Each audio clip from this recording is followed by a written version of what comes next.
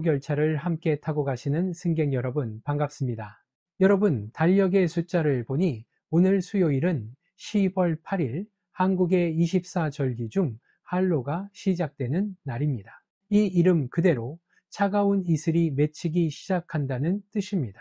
이제 가을이 깊어져 낮에는 햇살이 따스해도 밤에는 기온이 뚝 떨어져 풀잎에 서늘한 이슬이 맺히기 시작하는 바로 그 시점이죠. 이 서늘하고 차가운 기운이 우리를 긴장시키지만 사실 이 기운이 있어야 곡식은 알차게 여물고 단풍은 더욱 붉게 물들어 갑니다. 깊어지는 가을처럼 우리 삶에도 때로 차가운 시련, 예상치 못한 어려움들이 찾아옵니다. 우리는 이 시련 앞에서 주저앉고 좌절하기 쉽습니다. 하지만 오늘 우리는 이 가을을 배경 삼아 아주 놀라운 신앙의 역설을 발견하려 합니다. 성경 야고보서는 이렇게 말합니다. 내 형제들아, 너희가 여러 가지 시험을 당하거든 온전히 기쁘게 여기라. 아니, 어떻게 시련을 당하는데 기뻐할 수 있을까요? 고통을 기쁨으로 바꾸는 것이 가능할까요? 오늘 우리는 차가운 이슬이 아름다운 보석처럼 빛나듯 우리를 힘들게 하는 그 시련들이 사실은 우리 영혼에 가장 성숙하고 온전한 믿음의 열매를 맺게 하는 하나님의 훈련임을 깨달을 것입니다.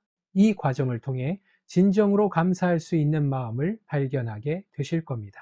오늘 축복열차의 주제는 가을 이슬처럼 맺는 성숙한 믿음입니다. 함께 이 깊은 진리를 묵상하며 축복의 여정을 시작해 보도록 하겠습니다.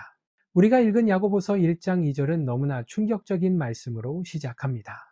내 형제들아, 너희가 여러 가지 시험을 당하거든 온전히 기쁘게 여기라. 여러분, 온전히 기쁘게 여긴다는 것은 단순한 괜찮은 척이 아닙니다. 이 말은 그것을 완전한 기쁨의 기회로 계산하라는 뜻입니다. 마치 회계사가 장부를 정리할 때 이 항목을 손해가 아닌 이익으로 기록하듯이 말입니다. 어떻게 그럴 수 있을까요? 고난은 분명히 고통스러운 현실인데 그것을 기쁨의 항목으로 계산하는 비결은 무엇일까요? 시련은 축복 열차의 가속 엔진입니다. 우리는 고난을 종종 벌이나 정지 신호로 여깁니다. 내가 뭘 잘못했기에 이런 일이 생겼을까라며 좌절합니다. 하지만 성경은 고난을 우리를 멈추게 하는 브레이크가 아니라 우리를 영적으로 성장시키는 가속 엔진이라고 가르칩니다. 스포츠에서 최고의 성적을 내는 선수들을 생각해 봅시다. 그들은 훈련 과정에서 근육이 찢어지는 듯한 고통을 겪습니다. 만약 그 선수가 나는 이 고통이 싫으니 훈련을 멈추겠다라고 말한다면 그는 결코 챔피언이 될 수 없습니다. 그들은 고통 그 자체를 기뻐하는 것이 아니라 고통을 이겨낸 뒤 찾아올 승리와 성숙의 결과를 바라보며 그 고통을 기꺼이 감수합니다. 이것이 바로 신앙의 비밀입니다. 우리의 시련은 하나님께서 여러분의 잠재력을 극한까지 끌어올리기 위해 허락하신 개인 맞춤형 훈련 프로그램입니다. 우리는 이 훈련을 통해 우리 안에 숨어있던 나약함, 게으름, 그리고 세상을 향한 의존심이라는 불순물을 제거하게 됩니다. 여러분, 최고의 결과를 낳는 훈련은 절대 쉽거나 편안하지 않습니다. 그러므로 여러분이 지금 힘든 시기를 보내고 있다면 이것은 여러분이 하나님 보시기에 더 큰 축복과 성숙을 이룰 잠재력을 가지고 있다는 증거일 수 있습니다. 이 훈련의 기회를 주신 창조주께 감사하는 마음으로 오늘을 통과하십시오. 고난을 기쁨으로 여기는 이 역설이 가능한 이유는 다음 구절에 있습니다. 이는 너희 믿음의 시련이 인내를 만들어 내는 줄 알미라. 약1사. 시련은 단지 우리를 시험하는 것이 아니라 결국 우리 안에 인내를 만들어 냅니다. 이 인내는 단순히 꾹 참는다는 소극적인 의미가 아닙니다.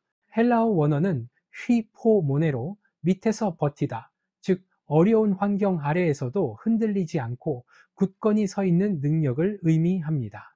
다시 한로의 이미지를 떠올려 봅시다.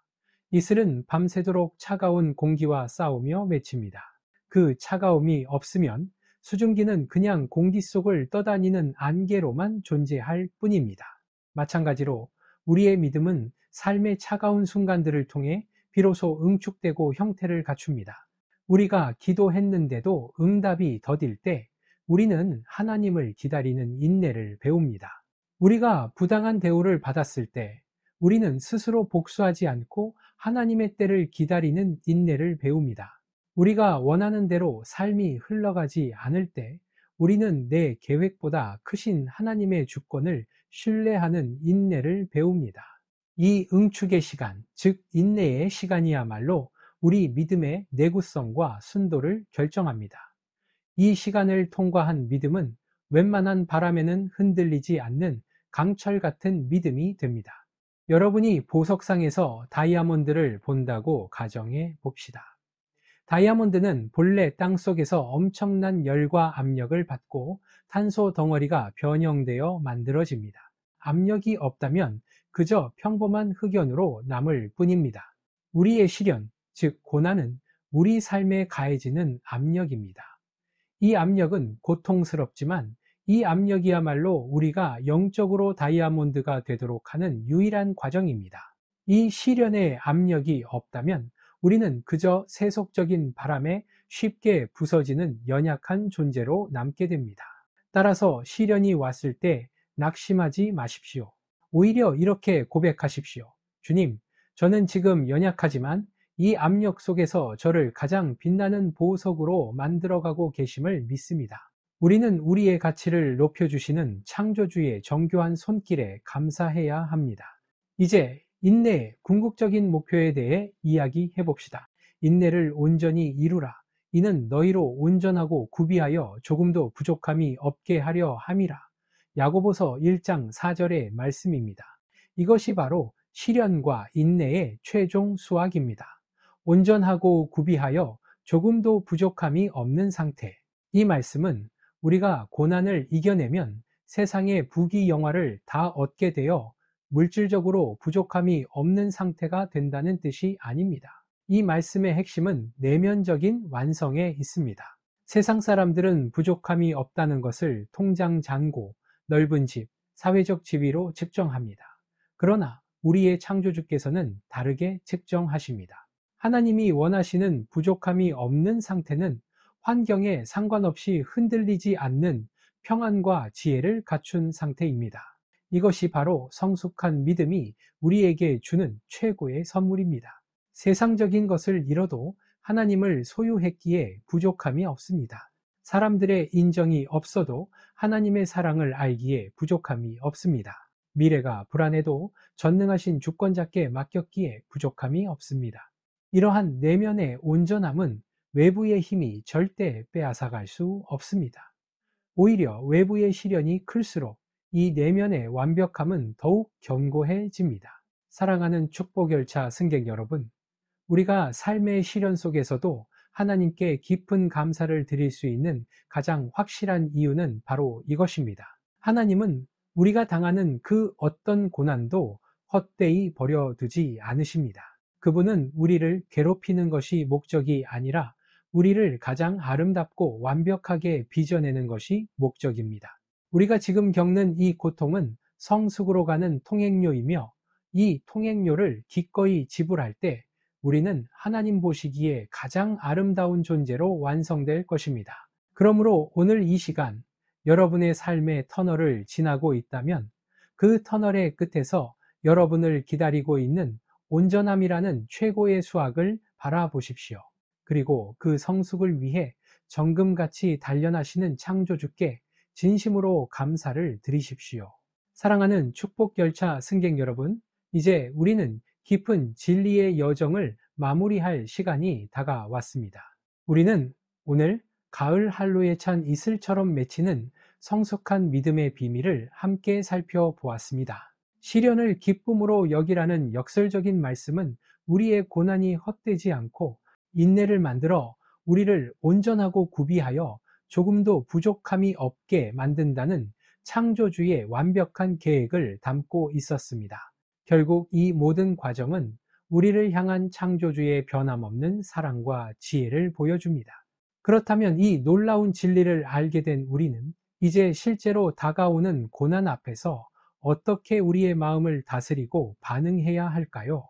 마지막으로 고난이 닥쳤을 때 우리가 반드시 붙들어야 할 세 가지 성숙한 태도에 대해 나누며 이 시간을 결론 짓고자 합니다. 고난이 닥치면 우리의 첫 번째 본능은 왜 나에게 이런 일이 생겼을까? 라는 질문을 던지는 것입니다. 이 질문은 고통스럽고 우리를 과거의 희생자 역할에 가두어 버립니다. 원망과 좌절은 여기서 시작됩니다. 하지만 성숙한 믿음을 가진 사람들은 이 질문을 과감하게 바꿉니다. 창조주 하나님, 이 고난을 통해 저에게 가르치시고 저를 온전하게 만드시려는 목적이 무엇입니까? 우리가 시련의 원인에서 시련의 목적으로 시선을 옮기는 순간 우리는 더 이상 운명에 이끌리는 피해자가 아니라 훈련을 받는 주인공이 됩니다. 훈련생은 고통 속에서도 성장의 기회를 찾습니다.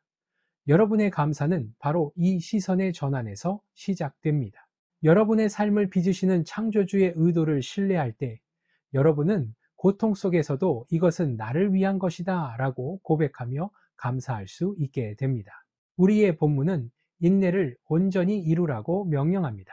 우리는 고통을 피하기 위해 종종 얕은 위로, 순간적인 쾌락 혹은 책임 전가와 같은 임시 방편을 찾습니다. 그러나 이러한 회피는 성숙을 방해합니다. 인내는 마치 땅속에서 뿌리를 내리는 작업과 같습니다. 힘들고 어둡지만 그 시간이야말로 나무가 폭풍에 쓰러지지 않도록 단단하게 만들어줍니다. 여러분의 삶은 지금 가장 아름다운 조각품이 되기 위한 과정에 있습니다. 조각가가 대리석 덩어리를 두고 작업할 때 수많은 망치질과 정질이 가해집니다. 이 고통을 회피하려 발버둥 치면 조각품은 망가집니다. 오직 그 고통을 인내하며 견뎌낼 때 조각가는 자신이 의도한 아름다운 걸작을 완성할 수 있습니다. 여러분, 시련을 피하지 마십시오. 오히려 그 시련을 통해 하나님이 여러분을 빚으시는 특별한 작업임을 인정하십시오. 여러분의 삶에 가해지는 모든 어려움은 여러분을 세상의 하나뿐인 가장 가치 있는 존재로 만들기 위한 창조주의 정교한 작업입니다. 인내를 온전히 이루십시오. 그 과정 자체가 바로 최고의 감사입니다. 마지막으로 성숙한 신앙인의 태도는 결론을 항상 감사로 맺는다는 것입니다. 우리는 문제가 해결된 후에야 감사합니다 라고 말하는데 익숙합니다. 그러나 성숙한 믿음은 문제가 여전히 우리 발목을 잡고 있을 때, 해결되지 않은 고통이 우리를 짓누를 때 미리 감사를 선포합니다. 왜냐하면 우리의 감사는 문제 해결의 결과가 아니라 창조주를 향한 흔들리지 않는 신뢰이기 때문입니다. 주님, 지금은 아프지만 이 고난이 저를 온전하게 만들 것임을 저는 확실히 알기에 감사합니다. 이러한 감사의 선포는 우리의 시선을 문제의 크기에서 하나님의 능력으로 옮겨 놓습니다. 감사는 시련이라는 차가운 터널을 통과할 때 우리를 따뜻하게 감싸주는 영적인 불꽃과 같습니다. 사랑하는 축복열차 승객 여러분, 이제 우리는 영적인 성숙이라는 종착역을 향해 나아가며 간절한 기도로 우리의 여정을 마무리하고자 합니다. 눈을 감고 지금 여러분의 삶에 놓여 있는 시련의 무게를 잠시 주님 앞에 내려놓으십시오. 사랑과 지혜가 충만하신 창조주 하나님 아버지, 이 시간 축복열차를 함께 타고 이 생명의 말씀을 경청한 모든 구독자들을 주님의 이름으로 축복합니다. 깊어가는 가을 한로의 서늘함이 그들의 삶에 찾아올 때 그들이 시련을 온전히 기쁨으로 계산할 수 있는 용기를 허락하여 주시옵소서. 이 고난이 그들을 향한 벌이 아니라 더 높은 차원의 성숙으로 이끄는 특별한 훈련임을 깨닫게 하옵소서. 주님, 믿음의 시련 속에서 그들이 포기하지 않고 인내를 온전히 이룰 힘을 주시옵소서. 차가운 이슬이 맺히듯 그들의 영혼 속에 굳건하고 흔들리지 않는 믿음이 깊이 응축되게 하옵소서. 어떤 환경 속에서도 좌절하지 않고 나는 온전하고 구비하여 조금도 부족함이 없다라고 고백할 수 있는 내면의 완성을 허락하여 주시옵소서. 이 세상 그 무엇으로도 빼앗을 수 없는 평안과 지혜로 그들의 삶을 가득 채워 주시옵소서. 시련의 과정 속에서도 결국 자신을 가장 아름다운 모습으로 빚어가시는 창조주의 지혜에 감사할 수 있는 성숙한 마음을 주옵소서. 축복 열차를 타고 가는 모든 구독자들의 삶의 여정을 주님께서 친히 인도하시고 마침내 풍성한 영적인 수확을 거두게 하실 것을 믿고 감사드립니다. 우리를 온전케 하시는 예수 그리스도의 이름으로 간절히 축복하며 기도하옵나이다. 아멘.